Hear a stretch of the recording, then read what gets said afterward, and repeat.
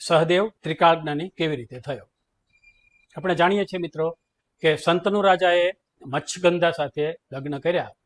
ત્યાર પછી મત્સ્યગંધા અને શંતનુ રાજાથી 2 પુત્રોનો જન્મ થયેલો.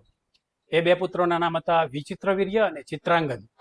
બહુ ઓછા લોકોને આ કદાચ ખબર હોય. એટલે આ જે 2 કુંવરો થયા એ બંનેને પરણાવવાની જ્યારે વાત આવી ત્યારે હવે શંતનુ રાજા તો ક્ષત્રિય હતા અને એમણે માછીમારની દીકરી જોડે લગ્ન કરેલા. એટલે એ વખતે ક્ષત્રિય સમાજે એમને નાતની બહાર મૂકેલા. એટલે કોઈ રાજા એમની પોતાની કન્યા આ પરિવારમાં આપે નહીં. એટલે મત્સ્યગંધાએ ભીષ્મપિતાને બોલાવીને કીધું કે ભાઈ આ 2 તારા ભાઈઓ છે એને પરણાવવાનું હવે શું કરશું એમ. એટલે ભીષ્મપિતાએ કીધું કે તમે ચિંતા નહીં કરો માતા, હું કંઈક ને કંઈક વ્યવસ્થા એના માટે કરીશ. એ સમયે સ્વયંવર રચાતા. રાજાની કુંવરી માટે સ્વયંવર રચાય અને બીજા બધા રાજાઓ આવે એમાંથી કુંવરી જેને પસંદ કરે એને સાથે એ કુંવરીને પરણાવવામાં આવતી.